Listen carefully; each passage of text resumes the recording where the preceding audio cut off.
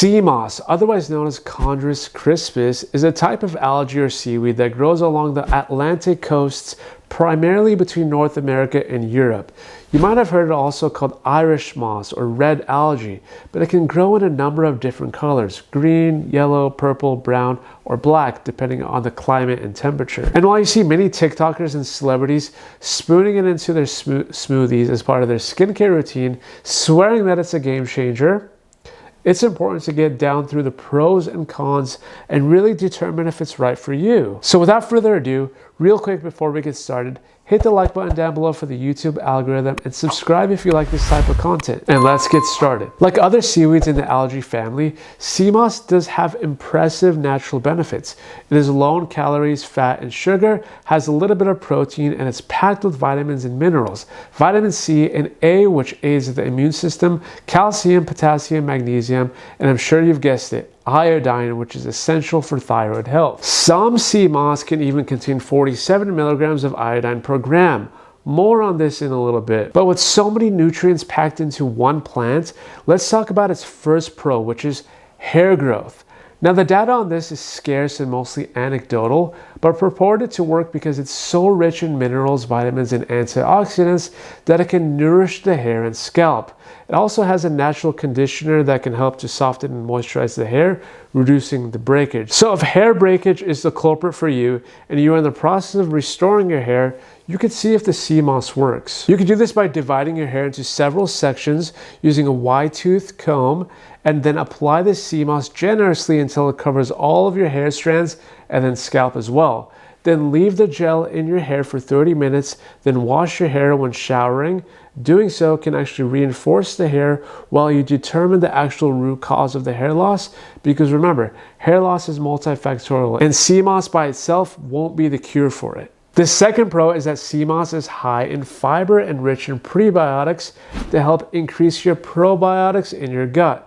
Doing so creates that favorable environment, preventing things like constipation and improving overall health. Because a lot of our health actually depends on the health of our gut bacteria.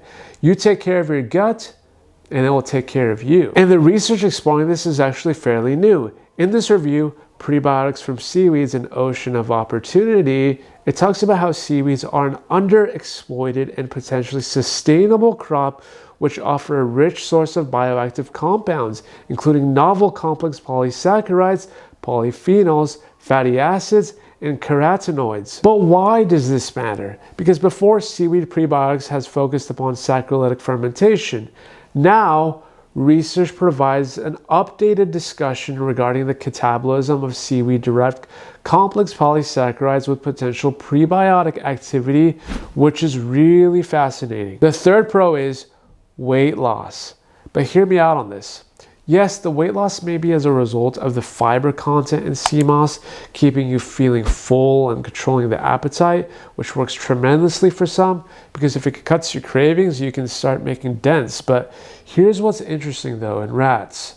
Something bizarre happened, and I mean really bizarre. A compound called fucoxanthin was able to increase UCP1, which is your mitochondrial uncoupling protein 1, which you find in brown fat, which is responsible to stop fat accumulation. Well, the results showed us that fucoxanthin upregulates the expression of UCP1 in white adipose tissue, which may contribute to reducing white adipose tissue weight.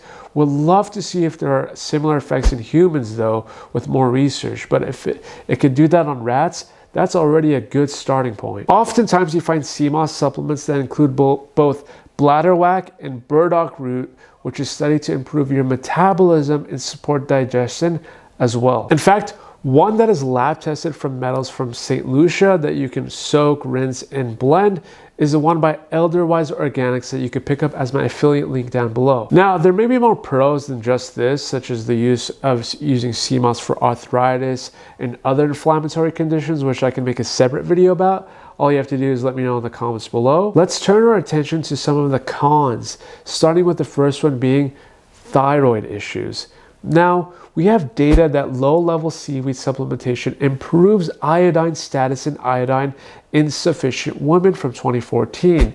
And while sea moss has a good source of iodine, the iodine content can be highly variable. I would like to in the future see how much iodine is measured in a product's labeling, but until then, the risk of overconsumption of iodine does remain, and we know that too much iodine can lead to an underactive thyroid because it's not unusual for a single serving or dose of sea moss to contain 300% or more of your daily requirement of iodine. The second con is, and this is unfortunate because seaweed is known to absorb and store heavy metals in high amounts, it's important to know which body of water your sea moss is coming from. Countries like Malaysia, according to the research, it anticipated that the aquatic environment of Malaysia receives non-negligible amounts of metal and metalloid loadings deriving from multimodal anthropogenic activities, including things like sea transportation and oil and gas exploration.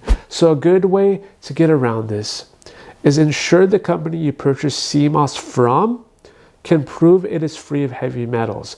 Every batch must have a certificate of analysis that tests for these ingredients and their potency. And lastly, if you are not a seafood or sushi fan, it may be difficult to get over the fishy flavor of it and the slimy texture as well. But the good news is that it's available in other forms that can mask the smell and texture. In the end of the day, you'll find that sea moss popularity continue to grow, being sold in liquids, powders, creams, gels, and even supplements. And you know the rundown if you watch my videos. Choose organic products that are verified by a trusted third-party laboratory, and always talk to your healthcare provider before starting new supplements to see if they're even right for you. Because if you're currently on blood-thinning medicines or medicines for your thyroid, then it may be best to avoid sea moss altogether. This is just one of those cases where you have to be the judge and weigh the pros and cons against your own goals, health history, and personal food philosophy. I'm actually more curious to hear from you guys though about this topic. Have you tried sea moss? What are your thoughts? Let me know in the comments below, and also hit the subscribe button too if you found any value in this, and I'll see you guys on the next one.